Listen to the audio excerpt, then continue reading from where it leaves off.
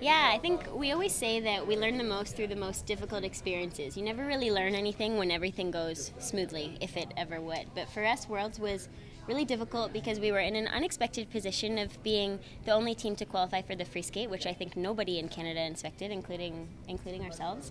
And I had an injury going in. We weren't able to train as much as we liked. We weren't able to do as many repetitions as we're accustomed to. So it was really a mental game for us. We had to stay together as a team. Luckily, we had 3 coaches there, Julie, Bruno, and Richard, so we had a lot of support around us. Skate Canada was amazing as well. But we learned what we're made of and what we're capable of under conditions that are less than desirable, for sure. What was the injury? Chondral deficit to my ankle, though at the time we were not aware. I heard it at Olympics, and it was kind of an overuse thing, and it's been pretty tedious still. Still in September, we're still working on rehabbing and getting better.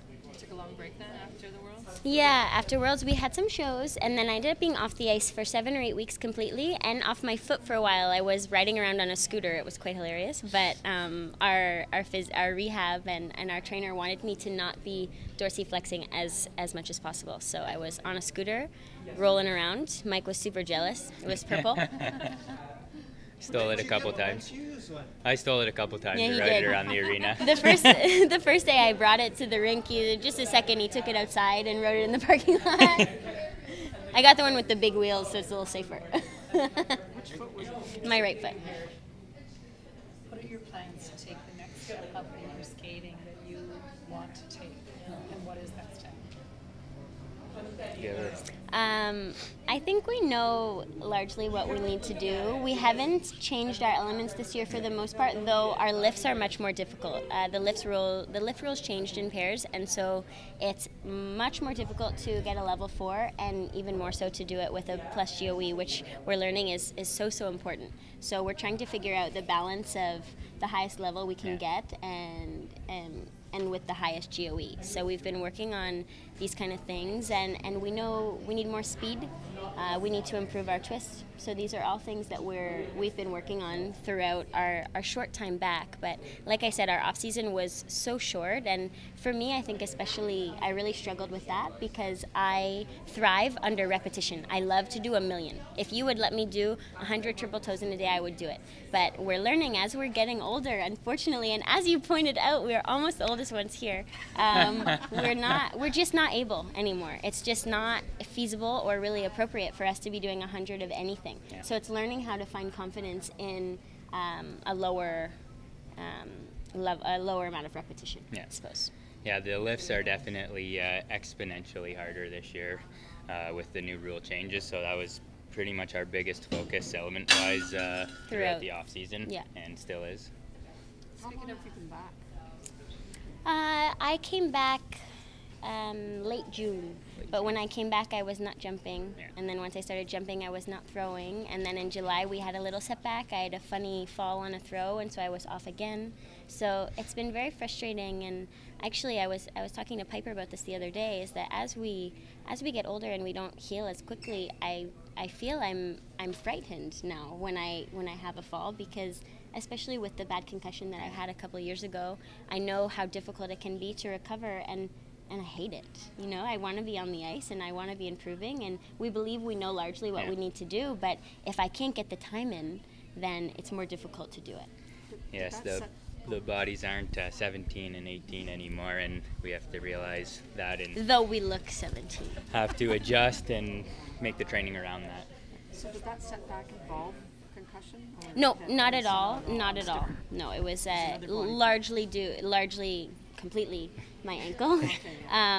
But we believe we're on the upswing now. Just we're accustomed to being more prepared at this time of the year, and so it's just, quite frankly, we're a little bit behind where we normally are this year. But we believe that we're in a good place and on the right track to be ready when we need to be ready.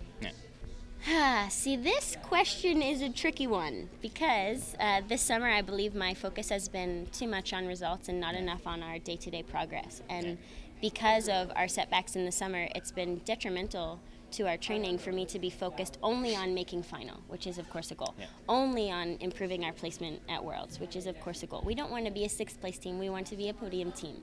These are all of course things that we want to do, but we know that we can't achieve them unless we're in the present moment today, and then tomorrow, and the next day. And I often struggle with this mindset where Mike is super, super good at thinking like that and is the first one to pull me back when I get a little bit too much ahead of myself.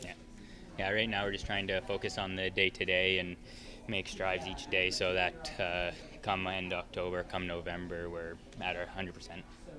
We're doing 2 Senior Bs this year to prepare for Grand Prix. We want to have good showings at them, but we know now that our end game is not a Senior B at Autumn Classic. We're super pumped and super excited to have 2 great skates, but our peak is going to start at the end of October at Skate Canada, and that's, I think, a new mindset and a new way of training for us. What's your other Senior B? Is it Finlandia. Finlandia. Can you talk about your programs this year? Sure. You want to say anything or no? Giver, you can explain the programs better than I can. We often do this on the phone, and people think that I never let him talk because I answer everything, but what you don't see is him go. Our short is to a Roberta Flack song covered by Leona Lewis called The First Time Ever I Saw Your Face. And it's a piece of music that we really like, and Richard has wanted us to skate to it for a couple years actually, and we didn't feel like we were ready. So this year we're hoping to do it justice, and we took the plunge, and it's been working great so far. We competed at Summer Provincials and found we had a little bit of trouble with the layout, so we tried to rework a little bit of how the elements came along in the program, and feel more comfortable with it now. We feel like we can really connect to it, so I'm excited to skate it for you guys, see what you think.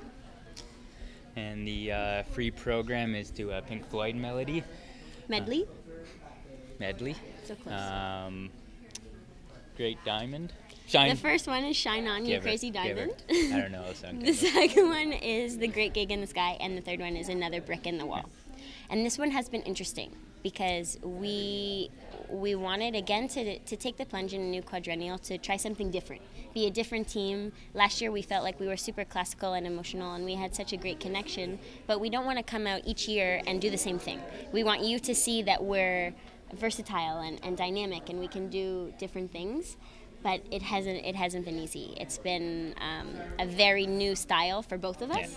And so we didn't connect to it quite as quickly, and so we're excited to get some feedback here to see where the judges feel we need to maximize our connection or our push or our power, and where we need to pull it back, because we're just a little uncertain at this point. We love the program. We don't know how to make it its best yet. It's very difficult for us still.